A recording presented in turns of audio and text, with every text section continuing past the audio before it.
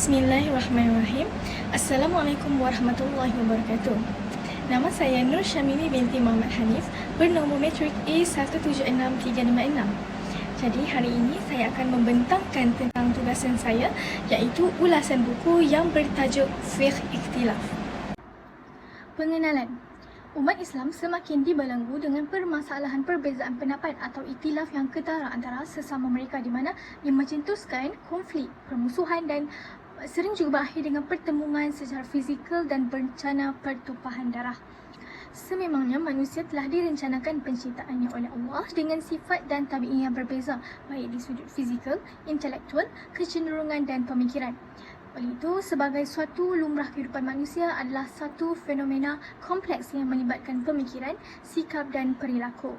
Seterusnya adalah sinopsis buku. Buku ini menjelaskan secara terperinci konsep ikhtilaf, latar belakang dan sejarah perkembangannya, faktor-faktor ikhtilaf di kalangan fuqaha serta faktor-faktor semasa yang menyebabkan berlakunya ikhtilaf.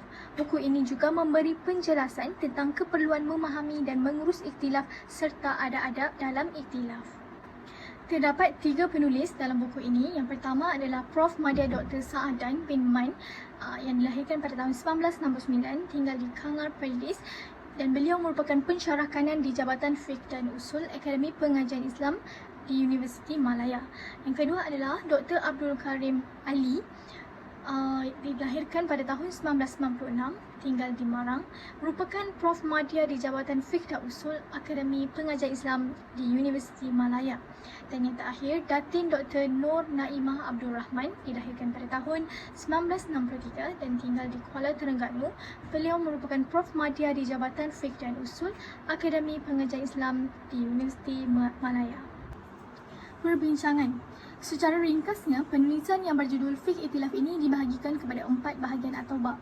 Dalam membincangkan dan menghuraikan satu persatu, penulis membawakan hujah, hadis, dalil, maklumat dan data ilmiah melalui persembahan dan gaya bahasa yang cukup mudah difahami oleh setiap lapisan pembaca dan menarik untuk dibaca. Justeru, judul Fiqh Ikhtilaf ini bermula dari muka surat 1 hingga muka surat 170. Bab pertama dalam buku Fiqh Ikhtilaf ini, penulis menganalisis tentang hakikat ikhtilaf dengan meneliti konsep dan latar belakang perkembangan fenomena ikhtilaf. Penulis juga mengemukakan beberapa dalil berkaitan ikhtilaf dalam Al-Quran. Setelah itu, penulis menjelaskan tentang pembahagian ikhtilaf menurut para sarjana dan kesan ikhtilaf kepada ummah. Selain itu, penulis menceritakan sejarah perkembangan ikhtilaf di kalangan para sahabat, generasi tabi'in, fuqaha, mujtahidin dan ikhtilaf pada zaman taklid.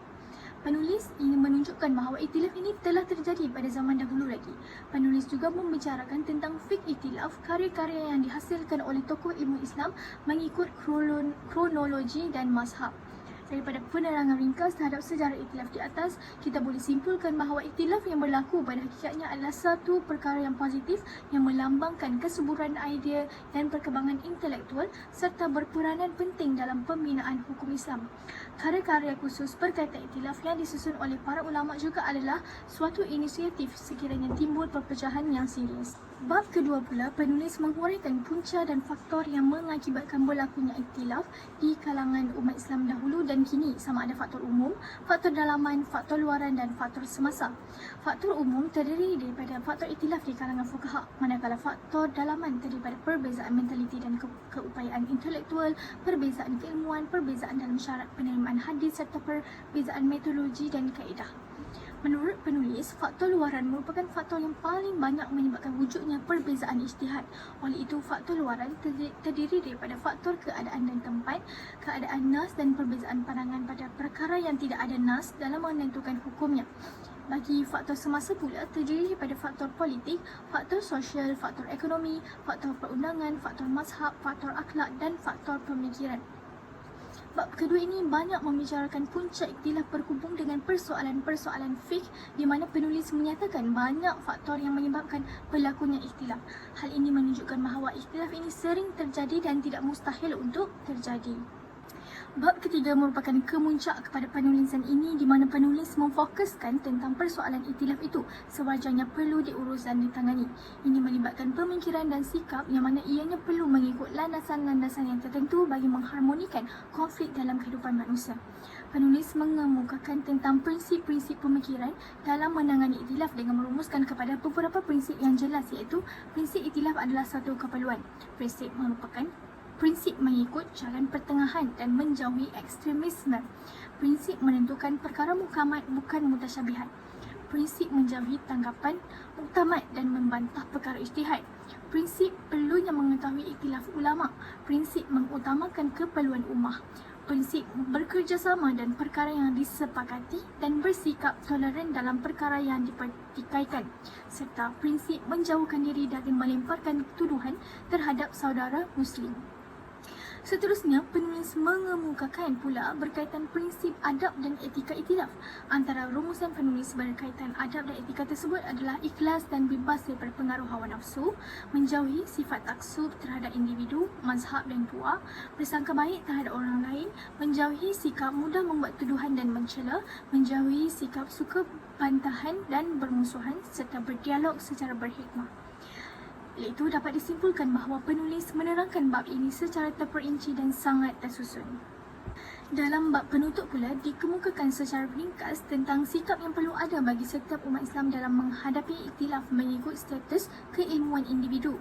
Antara sikap dan peranan yang disimpulkan oleh penulis dalam bab ini ialah kembali kepada Al-Quran dan As-Sunnah, beramal mengikut tahap ilmu serta merapatkan saf dan memperkukuhkan ukhuwah. Ini penting sebagai panduan bagi pembaca untuk mengambil penilaian yang betul dan selamat ketika berhadapan dengan fenomena iktilaf ketika ini. Analisis buku.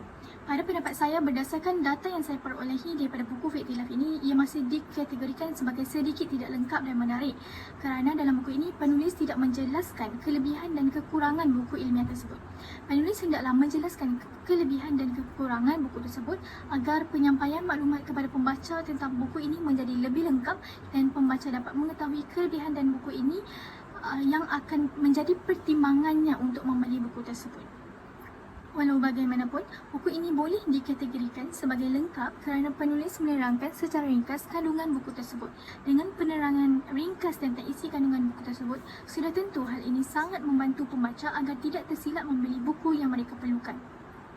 Di samping itu, dalam penulisan buku ini, penulis menerangkan dengan sangat baik serta memberikan beberapa contoh dan hujah untuk lebih memberi kefahaman kepada pembaca. Penulis juga menyertakan nota kaki rujukan daripada mana sumbernya diambil. Hal ini memudahkan pembaca untuk membuat kajian dengan lebih telus. Gaya bahasa yang digunakan oleh penulis pula mudah difahami oleh setiap lapisan pembaca. Tidak dilupakan juga, penulis menyertakan secara ringkas biodata para penulis atau pengarang yang memudahkan para pembaca atau pengkaji untuk membuat kajian dan ulasan tentang buku tersebut. Hal ini jarang disertakan dalam beberapa buku lain berkaitan iktilaf. Kelebihan. Setiap penulisan pasti mempunyai posisi kelebihan dan kelemahannya. Kekuatan atau kelebihan yang terdapat dalam buku Fiqh Iktilaf ini adalah maklumat yang disampaikan amat jelas dan terperinci. Bibliografi di dalam buku ini telah disenaraikan dengan jelas dan terperinci oleh penulis. Setiap satu kategori yang berlainan diasingkan bersama kategori-kategori tertentu.